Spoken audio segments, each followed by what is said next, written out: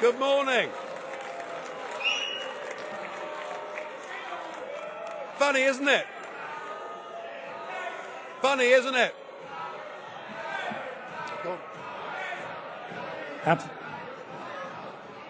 Thank you very much for that very warm welcome. How things have changed. Just a second, Mr. Farage.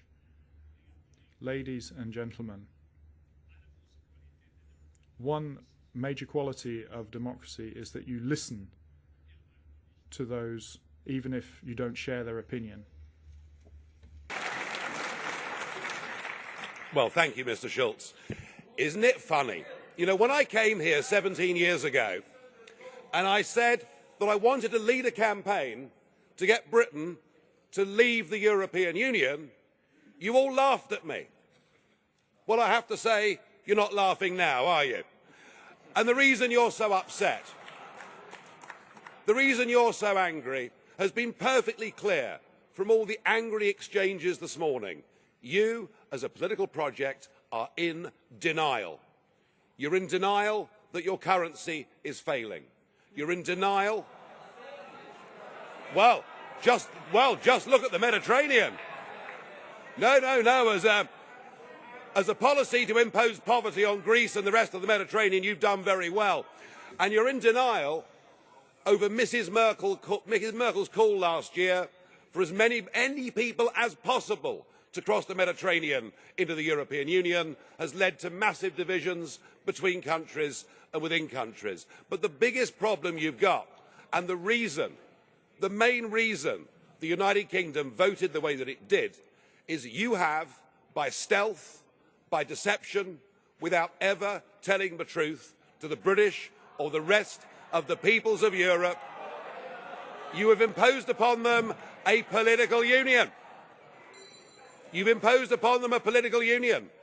And when the people in 2005 in the Netherlands and France voted against that political union, when they rejected the Constitution, you simply ignored them and brought the Lisbon Treaty in through the back door.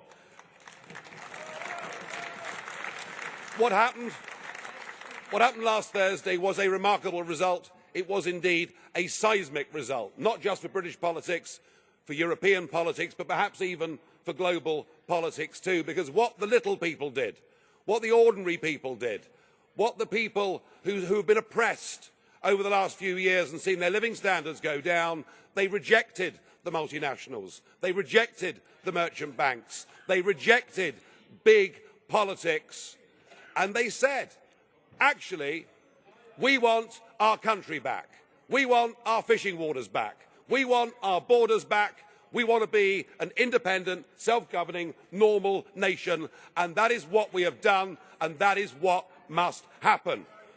And in doing so, we now offer a beacon of hope to Democrats across the rest of the European continent. I'll make one prediction this morning. The United Kingdom will not be the last member state to leave the European Union. So the question is, what do we do next? Now, it is up to the British government to invoke Article 50. And I have to say that I don't think we should spend too long in doing it. I totally agree, Mr. Juncker, that the British people have voted. We need to make sure that it happens.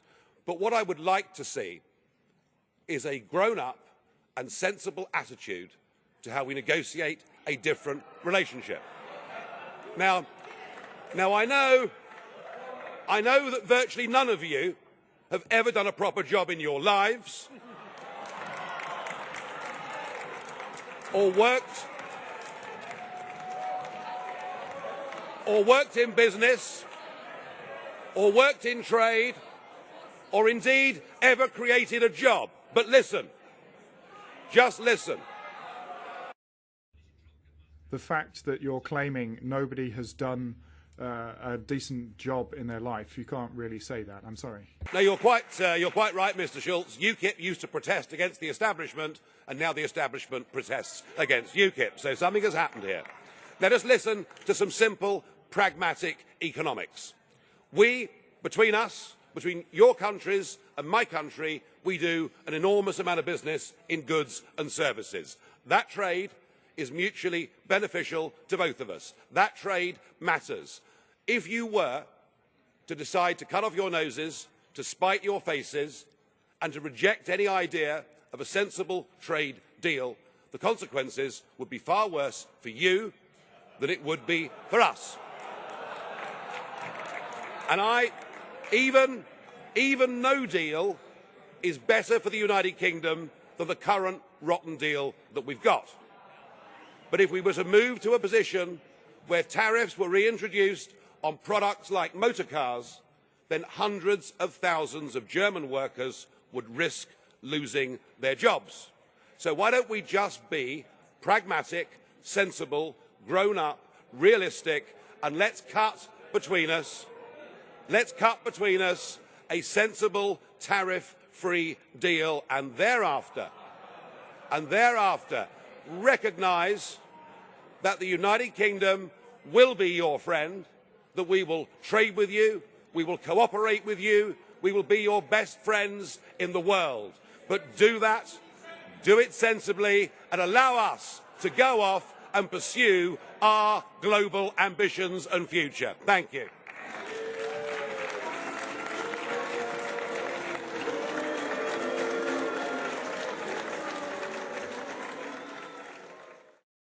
The London stock market's rallying strongly this morning. It is now 12% up since its February lows. Sterling is weak, but then it started declining from July 2014. And the Prime Ministers of Australia and New Zealand are now vying for who can be the first country from outside the EU to do a trade deal with the United Kingdom. Things are looking pretty good.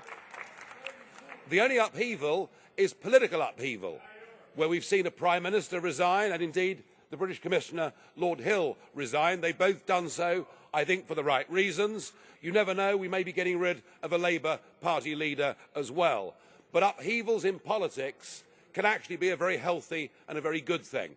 And I got into politics because our political class in Britain led us towards a European political project. So if that result last week sweeps a few of them away, so be it. But I am looking forward next year to celebrating our Independence Day on June the 23rd.